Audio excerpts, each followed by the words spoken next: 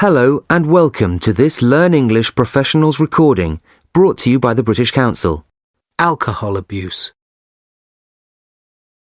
Thanks for coming along to the studio today, Damien.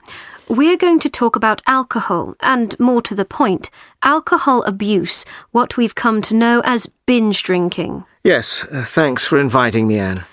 We keep hearing about cases of binge drinking in the newspapers, on television, in magazines, and on radio chat shows like this one.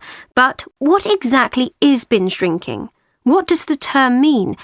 Is there a difference between binge drinking and just plain old getting drunk? Well, the British Medical Association states that there is no consensus on the definition of binge drinking. In the past, we used the term binge drinking to refer to an extended period of time, a couple of days, for example, when a person would continue to drink alcohol to such an extent that he or she would abandon their usual activities, such as work, or, in the case of younger drinkers, classes. In medical terms, we usually agree that binge drinking refers to the thresholds that we have for holding our drink. But isn't binge drinking all about drinking lots of alcohol in a short space of time? And don't we usually think of young people when we hear the term used? People who shouldn't really be drinking alcohol in the first place. Well, you are right about the first point. In common usage, probably because of all the recent media coverage, binge drinking has come to mean a heavy bout of drinking in just one evening, or a similar time span. Another factor is the intention. The intention? Yes. The fact that binge drinkers actually set out to get drunk. That's their goal, what they're trying to do. Binge drinkers aren't usually solitary drinkers. They drink in groups, sometimes very large groups, especially in the case of teenagers. And binge drinkers are getting younger and younger, if you believe what you read in the press. So, let's get this clear. Large groups of kids get together with the sole intention of getting drunk. In a nutshell, yes. And is binge drinking a particularly British problem? Surely young people drink in other countries too. Yes, you're right. Lots of countries have problems with youngsters drinking. But it does seem as though the UK is taking a particular interest in the problem. Let's say that here, in Britain, we see binge drinking as a huge social problem. In other countries, it's perceived as less of a problem. And should we be worried? Is it a problem? Well, that depends. I certainly think so, yes.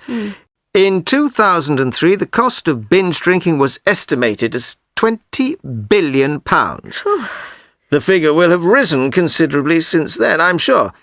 In 2005, the government released figures from the Health Service that suggested that 1 million accident and emergency admissions each year are a direct result of alcohol consumption. And the emergency services report that Friday and Saturday nights they can hardly cope with the demand for attention. So why are the British so notorious when it comes to binge drinking? Are we worse than other European countries?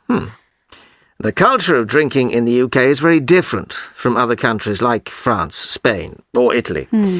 In most mainland European countries, children grow up seeing alcohol consumed slowly. A drop of wine with a meal. The odd beer on a sunny afternoon. In the UK, we go out to the pubs and, up until recently, the pubs all closed at 11 on the dot. So, what happens? Well, you drink as fast as you can, so that by the time 11 comes around, you aren't left feeling like another drink. Do you think we are used to seeing people drunk in Britain, or do we still get shocked? It depends, really. But being drunk isn't socially acceptable in most European countries, whereas in the UK, well, in some social circles, quite the reverse is true. I'm afraid that's all we have time for, but myself... This recording was brought to you by the British Council. To find out more and to access language activities and audio scripts, visit our Learn English website at www.britishcouncil.org/learn English.